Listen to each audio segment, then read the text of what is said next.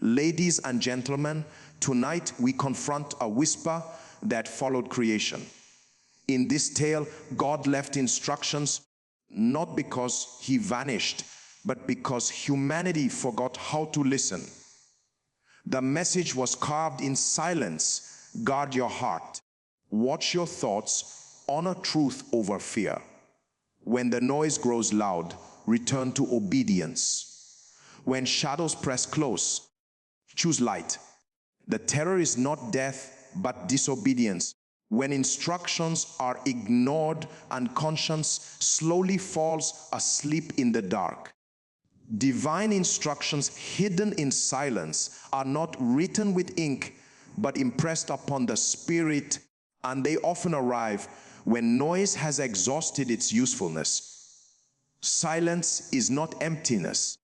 It is a womb where direction is formed.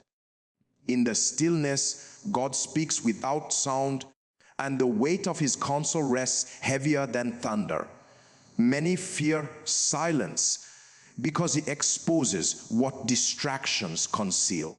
When the voice fades and the room grows quiet, the soul begins to remember that guidance was never lost, only buried beneath urgency and constant motion. The instructions were given before fear learned how to scream, before confusion learned how to multiply itself, and they remain intact, waiting for attention rather than effort. There is a reason sacred encounters often happen at night, when activity bows and the heart becomes honest. Silence strips away performance and leaves intention naked.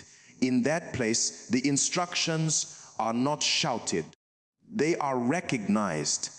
They feel familiar, like something you once knew before the world taught you to forget. They do not argue or negotiate. They simply are. Obedience begins not with action, but with awareness, with the realization that direction already exists and has always existed. The creepiness people describe is the name instruction, not in the instruction, but in the realization that they heard it long ago and chose to ignore it. Hidden instructions do not hide because they are weak. They hide because they are sacred. They are concealed from casual curiosity, but revealed to hunger. When the heart slows down enough to listen, silence begins to speak in patterns, in convictions, in an unexplainable knowing that settles deep within. This knowing does not excite the flesh, it sobers the spirit. It demands alignment, not applause. That demand feels threatening to a generation trained to chase noise, and so silence is labeled strange, eerie, even frightening, when in truth it is simply honest. The unsettling part of silence is that it remembers everything. It remembers prayers whispered and abandoned. It remembers instructions received and postponed. In quiet moments, memories rise not to condemn but to correct. The instructions resurface with precision, reminding the soul of boundaries crossed and truths diluted. There is no background music to soften the confrontation. The soul stands alone with what it knows God has already said. This is where many retreat, not because the instruction is unclear, but because it is unmistakably clear. Silence has a way of amplifying responsibility.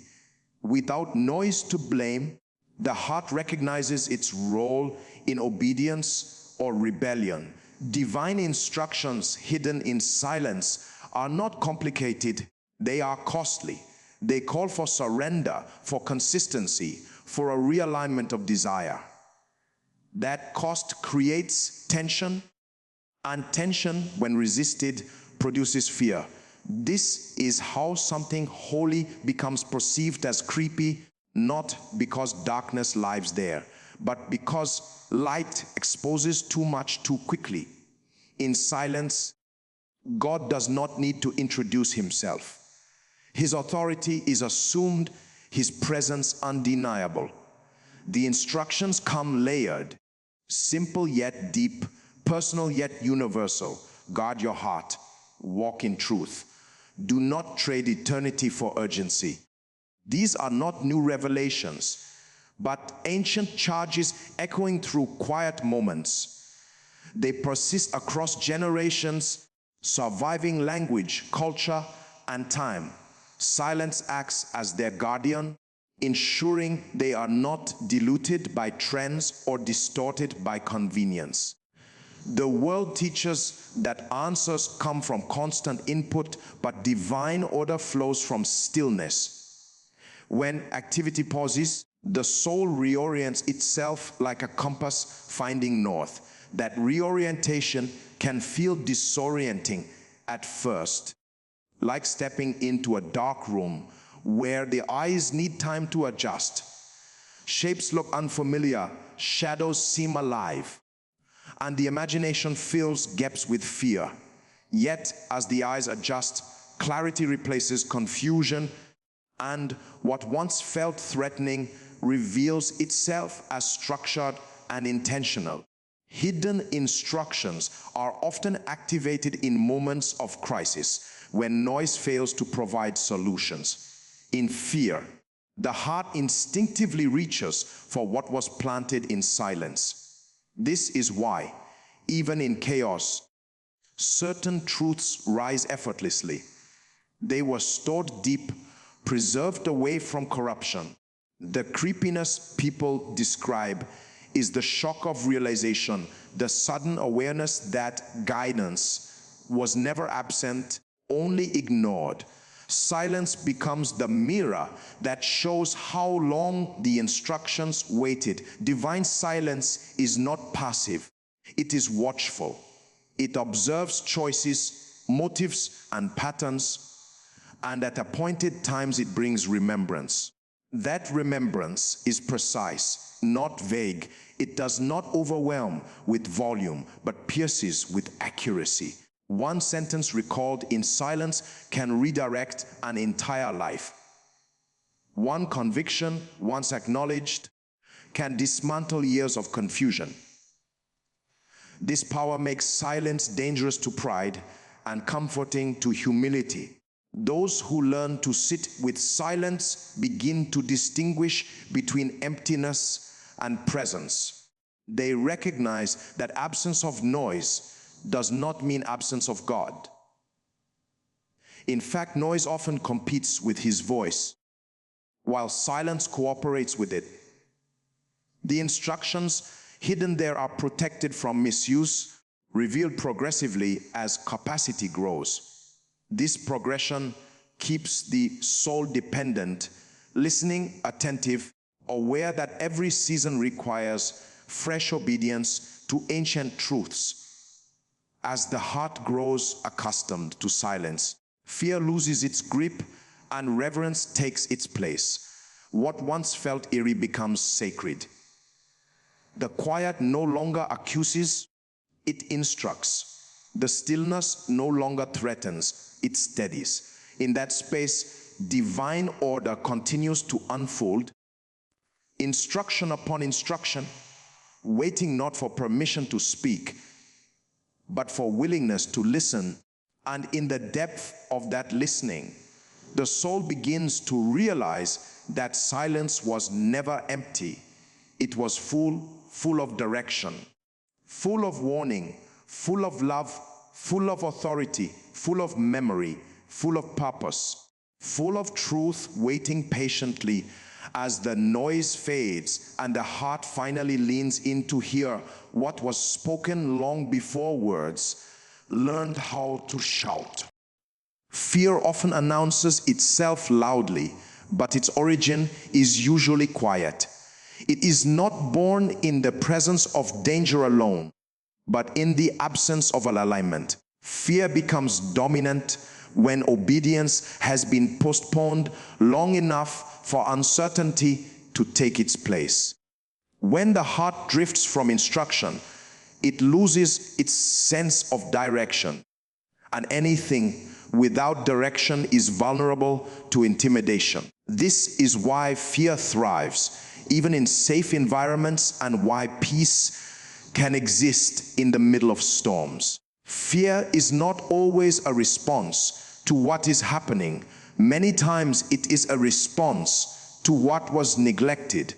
Forgotten obedience does not mean rebellion in the dramatic sense. It often begins subtly with small delays, selective hearing, and rational compromises. The heart remembers what it was told, but the will chooses convenience. Over time, that distance grows, and fear fills the gap. Fear then becomes a signal, an alarm indicating that something foundational has shifted. It is not just an emotional state, it is a spiritual symptom. When obedience fades, confidence weakens, because true confidence is rooted in alignment, not courage. Fear feeds on the unknown, but the unknown becomes terrifying only when guidance has been ignored. When instruction is followed, even uncertainty carries peace. When instruction is forgotten, even clarity feels unsafe. This is why fear can exist in familiar places and familiar routines. The environment has not changed, but the inward posture has. Forgotten obedience removes the assurance that comes from walking in order, and fear rushes in to occupy the space where assurance once lived. There is a distinct difference between caution and fear. Caution is informed by wisdom, while fear is fueled by disconnection. Fear exaggerates threats because it lacks the anchor of obedience. When the heart knows it is aligned, threats are evaluated accurately. When alignment is broken, imagination takes over. And imagination without truth becomes destructive. Forgotten obedience weakens spiritual discernment, making the soul vulnerable to false alarms and imagined dangers. Fear also has a memory. It remembers moments when instructions were clear and choices were delayed. It remembers convictions that were silenced and warnings that were softened. These memories do not disappear. They accumulate. Over time, fear grows heavier, not because danger increased, but because unresolved disobedience piled up. The soul begins to sense that it is out of position, and fear becomes the language through which that awareness expresses itself. Many attempt to fight fear with motivation, declarations, and distractions. But fear is not defeated by volume. It is confronted by realignment. Until obedience is restored, fear adapts to every new strategy used against it. This is why fear can persist even in prayer, worship, and activity. External expressions cannot substitute for internal surrender. Fear recognizes authenticity, and it retreats only when alignment returns. Forgotten obedience often hides behind business. Activity creates the illusion of progress while masking drift. The heart stays occupied enough to avoid reflection, but silence eventually exposes the truth. In quiet moments, fear becomes louder, not because silence creates fear, but because silence removes distractions. In that stillness, the soul recognizes where it stepped out of order, and fear rises as a reminder of unfinished obedience. Fear is also connected to responsibility. When instructions are obeyed, responsibility is shared and peace follows.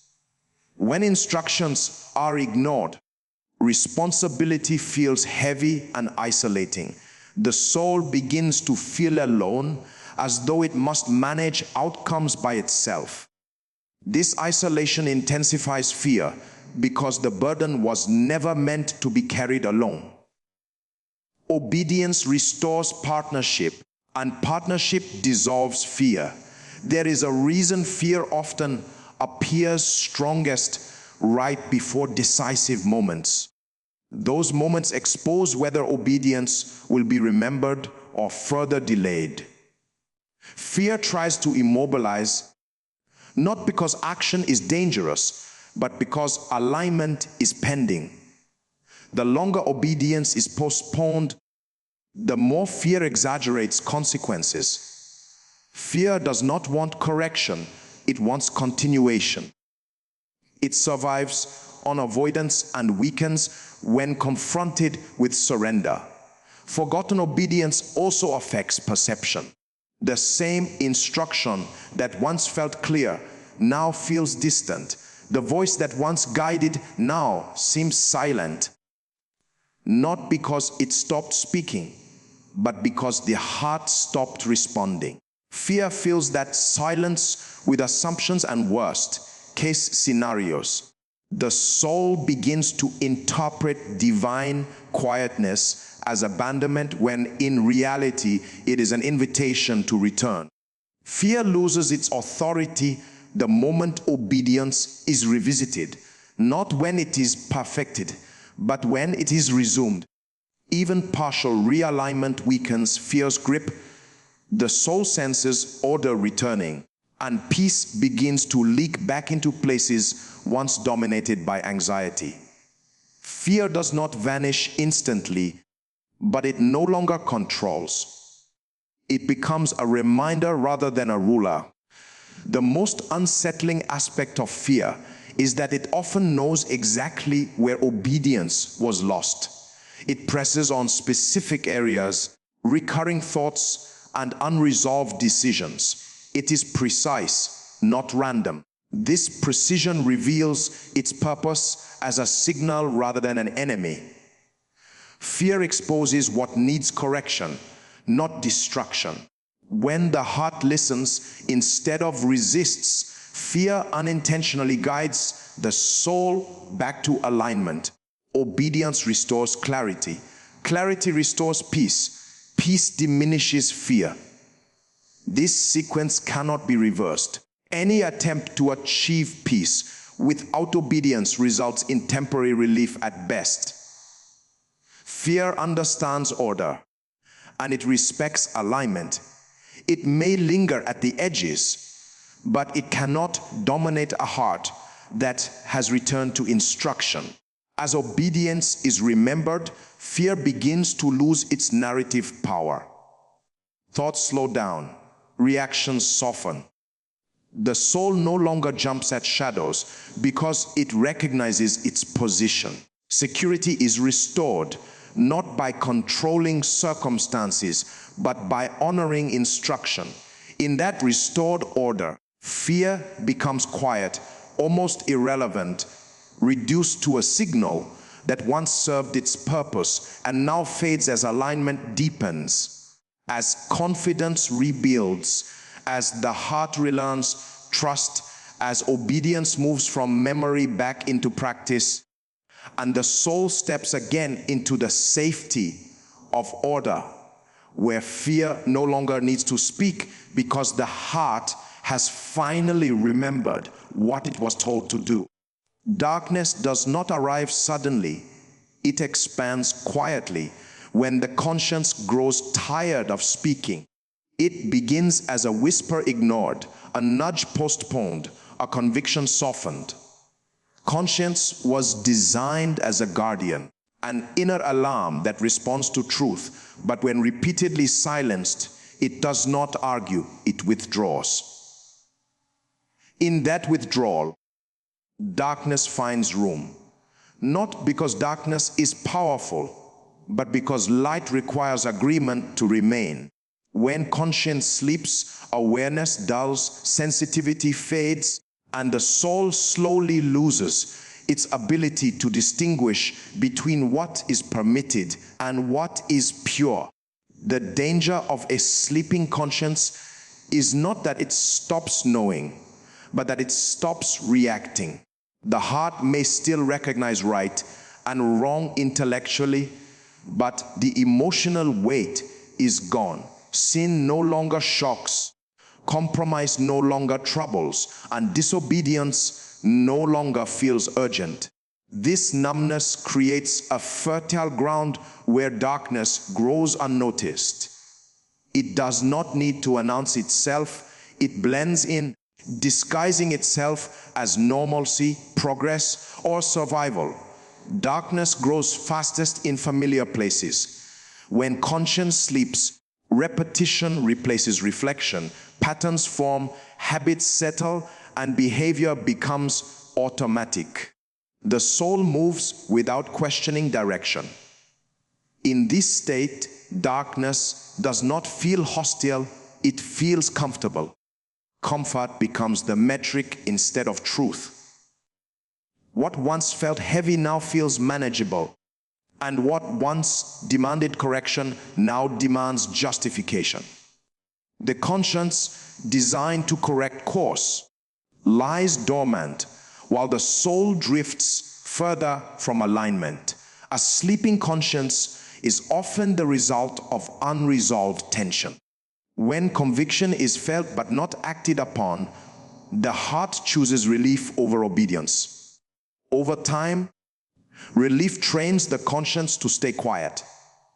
Each ignored warning lowers sensitivity. What once required a strong warning now requires a louder one, and eventually even the loudest alarms fail to wake the soul. Darkness exploits this silence, filling the gaps with distorted reasoning and false peace. Darkness thrives where accountability disappears. When conscience sleeps, the soul becomes its own reference point. Right and wrong are redefined by preference, convenience, or necessity. This self-referencing creates isolation. Even in crowds, the soul may appear functional, successful, even spiritual, but inwardly disconnected. Darkness does not always destroy immediately. Sometimes it preserves just enough structure to keep the soul operational while hollowing out its core. The growth of darkness is often mistaken for maturity. Emotional detachment is confused with strength. Reduced conviction is labeled balance. This deception is subtle and effective. When conscience sleeps, the soul learns how to explain away discomfort instead of addressing its source. Language becomes a tool for avoidance. Words like grace, wisdom, and patience are redefined to excuse delay. Darkness does not mind religious vocabulary. It adapts to it. A sleeping conscience also affects perception of others. Compassion weakens, judgment increases, empathy fades. The soul becomes efficient but not tender. Darkness replaces sensitivity with suspicion. Relationships shift from covenant to convenience. People are evaluated by usefulness rather than worth. This relational erosion is a clear sign that conscience is no longer awake. When the inner light dims, the ability to see others clearly dims with it. Darkness growing within does not always manifest as obvious wrongdoing. Sometimes it appears as indifference. Indifference to truth, to pain, to injustice, to the quiet erosion of values. Indifference is one of darkness's favorite disguises because it feels neutral. It demands no defense and provokes no resistance. Yet indifference allows decay to continue unchecked. A sleeping conscience rarely commits loudly. It permits silently. There is a reason darkness feels heavier at night. Night symbolizes moments when vigilance relaxes. Spiritually, night represents seasons when attention drifts. When conscience sleeps, night stretches longer. The soul loses urgency. Delays feel reasonable. Tomorrow becomes the solution for today's conviction. Darkness grows in these extensions, feeding on procrastinated obedience and postponed repentance. Our conscience does not fall asleep instantly. It is lulled. Repetition dulls it. Exposure desensitizes it. Justification pacifies it. Eventually, the soul no longer feels the need to consult it. Decisions are made quickly, efficiently, without inward dialogue. This efficiency feels powerful, but it is dangerous. Speed without alignment accelerates drift. Darkness grows not because choices are made, but because they are made without listening. When conscience sleeps, truth still exists, but it feels distant. Scripture becomes informational rather than transformational. Prayer becomes routine rather than relational. Worship becomes sound rather than surrender. Darkness does not remove spiritual activity, it empties it of impact. The soul remains busy while becoming blind. This blindness is not total, it is selective. Certain areas remain illuminated while others sink deeper into shadow. Darkness grows unevenly. It targets unguarded areas, unresolved wounds, ignored convictions. It settles where pain was never healed and where obedience was never completed. A sleeping conscience avoids these areas, labeling them too complex, too painful, or too late. Darkness does not need full access. Partial access is enough to influence direction. The most dangerous aspect of a sleeping conscience is confidence. The soul believes it is fine because nothing feels wrong. This false stability reinforces sleep. Darkness strengthens when discomfort disappears. Conviction was never meant to harm. It was meant to protect. Without it, the soul mistakes silence for peace, yet even in deep sleep, conscience is not dead. It can be awakened, but awakening is rarely gentle. Light reintroduced feels harsh at first. Truth confronted feels invasive. The soul resists, not because darkness is preferred, but because adjustment is painful. Eyes accustomed to darkness struggle with light. The longer conscience sleeps, the more intense awakening becomes. Darkness fears awakening. It thrives on delay and resists interruption. It encourages the soul to stay comfortable, to avoid reflection, to dismiss unease. But moments come when silence breaks, when truth presses through numbness, when a forgotten conviction stirs. These moments feel unsettling because the soul realizes how long it has been drifting. A conscience waking up does not accuse, it illuminates. It restores perspective, sharpens discernment, and reintroduces weight to decisions. Darkness begins to retreat, not because it is forced out, but because light has returned. Growth reverses direction. Shadows shrink. Awareness expands.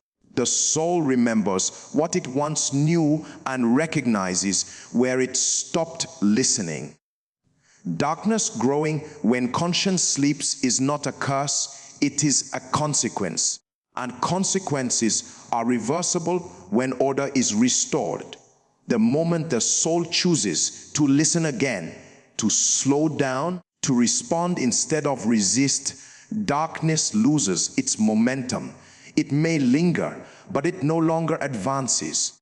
The heart becomes sensitive again, responsive again, alive to conviction again, and in that awakening, the soul begins to trace back the path it wandered, recognizing the exact moments when sleep was chosen over vigilance, when silence was ignored, when light was postponed, And as awareness continues to return, the conscience stirs more frequently, more clearly, more insistently, drawing the soul toward alignment while shadows continue to thin, retreating step by step, space by space, thought by thought.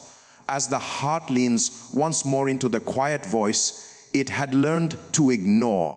Light is not preserved by intensity, but by consistency.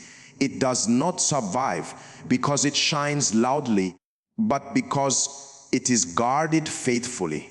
Obedience acts as the vessel that carries light through time, protecting it from dilution and misuse.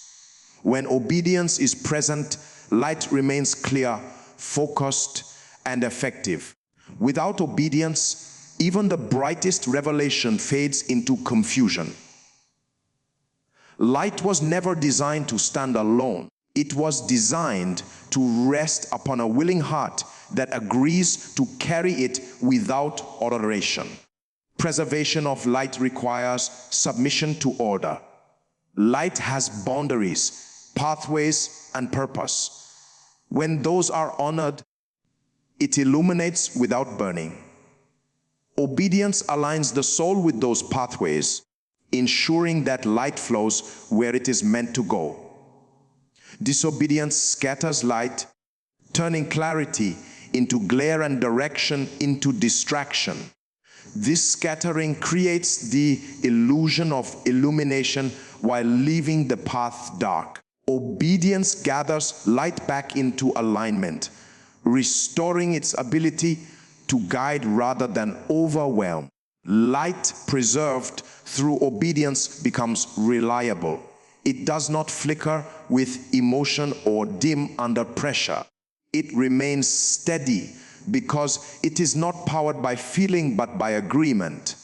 Obedience sustains light during seasons when motivation is low and resistance is high. In those moments, obedience becomes the anchor that keeps light from being extinguished by fatigue or compromise. The soul learns that light does not demand constant inspiration, only continual alignment. There is a difference between discovering light and keeping it. Many encounter moments of revelation, insight, and clarity, but fewer preserve them. Preservation requires discipline, remembrance, and repetition. Obedience revisits what was revealed and commits it to practice. Light preserved this way becomes wisdom rather than memory. It shapes decisions, reactions, and priorities over time. Without obedience, revelation becomes a momentary experience rather than a lasting transformation. Obedience protects light from corruption. Truth mishandled becomes dangerous. Light exposed without structure can blind instead of guide. Obedience provides that structure, ensuring that truth is applied in humility and timing. This protection is essential because light attracts attention. Without obedience, attention turns light into performance. With obedience, attention turns light into service. The difference lies not in the brightness of the light, but in the posture of the one carrying it. Light preserved through obedience also resists darkness naturally. It does not need to fight shadows aggressively. It simply occupies its space fully. Darkness retreats where light is stable. Obedience stabilizes light by removing contradiction. When actions align with belief, light gains authority. Hypocrisy weakens light, creating gaps where darkness can linger. Obedience seals those gaps, making light continuous rather than fragmented. Preserved light becomes transferable. Others can see it, trust it, and follow it. This transfer does not happen through words alone, but through consistent living. Obedience makes light visible without explanation. It turns conviction into evidence. People are drawn not to claims of illumination, but to lives ordered by truth. Light preserved this way does not need defense. Its consistency speaks louder than argument. Obedience also preserves light across seasons. What illuminated yesterday must still guide today. Circumstances change, pressures increase, and priorities shift, but obedience carries light forward intact. It refuses to reinterpret truth to fit convenience. This refusal often feels costly, but it preserves clarity. Light that survives seasons becomes legacy rather than trend. Light fades fastest when obedience becomes selective. Partial obedience fragments illumination. Some areas remain bright while others darken. This inconsistency confuses direction. The soul may move confidently in one area while stumbling in another. Full obedience integrates light, creating a unified vision. When obedience is whole, light is whole. Fragmentation disappears, and direction becomes simple even when the path is difficult. Preserved light sharpens discernment. It allows the soul to recognize counterfeit illumination. Not all brightness is truth. Some lights distract rather than guide. Obedience trains the eye to recognize the source of light, not just its appearance. This discernment protects the soul from being drawn toward impressive but empty illumination. Preserved light values depth over display. Obedience also guards light during waiting. Delays test preservation more than opposition. When outcomes are slow, the temptation to adjust instruction increases. Obedience resists that temptation. It holds light steady even when results are invisible. This endurance deepens trust and strengthens alignment. Light preserved in waiting becomes stronger, not weaker. Light preserved through obedience transforms fear into confidence. Not confidence in outcome, but confidence in direction. The soul knows it is walking correctly, even if the destination is unseen. This assurance quiets anxiety. Fear loses leverage when obedience confirms alignment. Light becomes a companion rather than a spotlight. Preserved light also brings accountability. Obedience refuses to separate belief from behavior. This integration exposes inconsistencies early, preventing deeper drift. Light maintained this way corrects gently but firmly. It keeps the soul responsive rather than defensive. Accountability becomes protection rather than punishment. The preservation of light requires continual listening. Obedience is not static. It adapts without compromising. It responds to instruction as it unfolds. Light remains fresh because obedience stays attentive. Stagnation dulls illumination, but responsiveness renews it. The soul learns to adjust posture without altering direction. Light preserved through obedience becomes peaceful. It does not rush or strain. It moves with purpose. The soul stops striving to appear enlightened and focuses on staying aligned. In that alignment, light remains effortless. It shines because it is carried correctly, not because it is forced outward. Obedience also preserves light in community. Shared values reinforce illumination.